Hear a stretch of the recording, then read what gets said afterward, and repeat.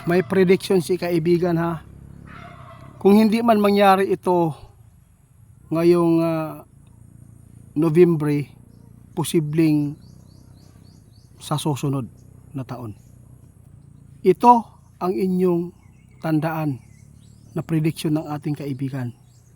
Maraming mga malalaking store na magsarado. Bakit po kaibigan?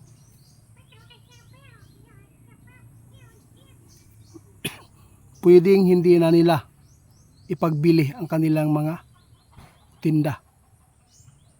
Diyos ko po kaibigan, bakit po ninyo ito napaabot?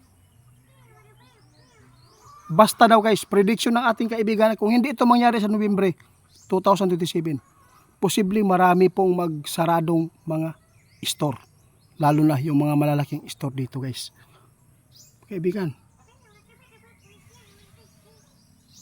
kapag mangyari ito guys, posibleng totoo na ang nakasulat sa Biblia na ang dyablo ay makapaglingkod pa ng ilang taon dito. Kaya mag-ingat tayo. Ngayon po guys, itong paabot ng ating kaibigan na prediction niya, mangyayari daw talaga ito at kailangan po natin maging matatag sa pananampalataya. Yun po. Tandaan po ninyo ang mga bahabilin ng ating kaibigan, mga babala ha.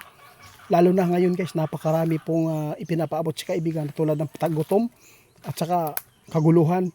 Marami pa ang masasagupa natin ng mga ibang klaseng mga masasagupa natin na magbibigay po ng panghihina natin sa pananampalataya sa Diyos. Dahil po maraming tao na kumakapit talaga sa mga patalim guys. Ngayon lalo na pag mahirap. Kaibigan, tandaan ninyo ang kayamanan ng isang tao guys. Kahit mahirap ka man, huwag kang mainggit sa iba. Hindi lahat ng nakahawak ng yaman na sapat na pira ay galing sa Diyos. Maraming mga tao no, na galing sa dyablo ang kanilang nakukuhang kayamanan sa kanilang pamilya. Hindi kayo pwedeng mainggit. Hindi lahat ng mahirap ay pinapahirapan Panginoong Diyos. Hindi. Basta sumunod ka lang sa utos. Pag yan sinunod mo, ikaw po ang tunay na mayaman na dala ngayon. Kaya iba ang mga habilin ng ating kaibigan guys. Parang unti-unti po nilang ipinapahiwatig na malapit na talaga na masagupa natin ang nakasulat sa Biblia.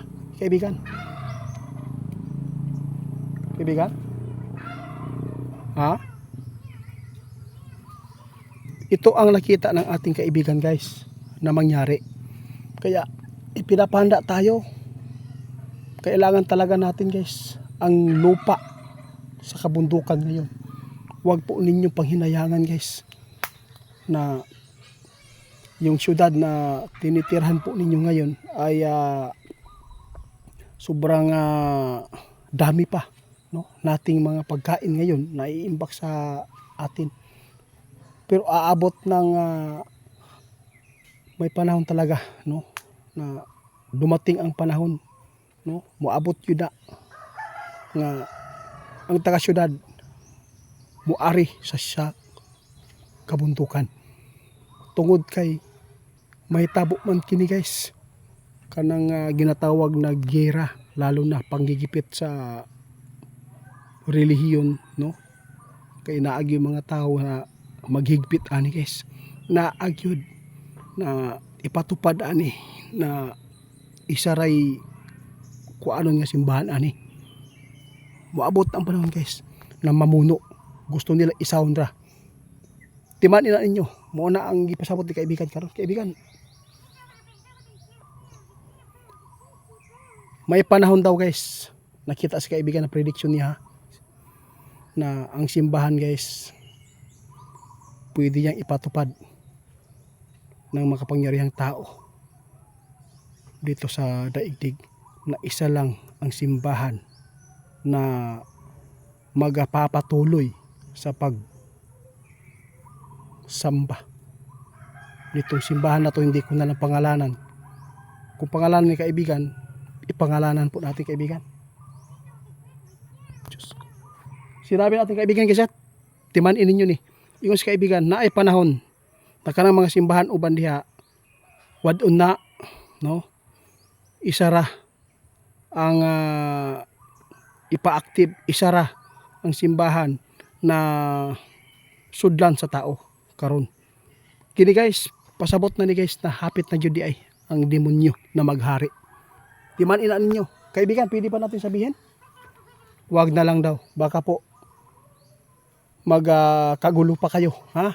Timan ina ninyo guys, pag dating ng panahon guys, pag ang Diablo daw mamuno dito sa daigdig, mayroon pong ipapatupad. Kung magsuway kayo nito, buhay ang nakapalit. Isa la daw ang simbahan na pwede karon active diri sa kalibutan. Isa. Nakakatakot ano kayo simbahan ito guys. Timanin na lang na ninyo sinabi ng ating kaibigan. Tandaan na lang po daw ninyo dyan. Kayo na lang po ang maghusga. Hindi na po natin babanggitin sabi ng ating kaibigan kasi baka daw magkagulo pa. No? Parang may ipinapahiwatig sa kaibigan guys. Kung mamuno daw ang Diablo, ito ang plano ngayon na mangyayari sa mundo. Ang ubang nga simbahan daw, posibleng wadon na kining simbahan na ang magpadayon dire sa daigdig. Kakatakot po ito guys. Parang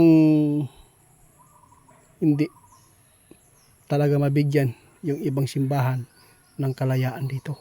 Hindi maganda to guys na ipinapahiwatig ng ating kaibigan. Salamat kaibigan, at least nakapaabot ka ani, no? Salamat ha.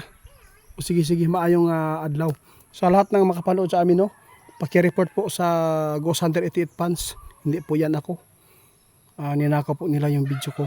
Kaya maraming salamat sa mga kaibigan natin. Hanggang dito na lang guys. Yung mga ipinapaabot ng ating kaibigan, hindi po yan pananakot. Talagang mangyayari talaga yan. Sila po ang nakakita.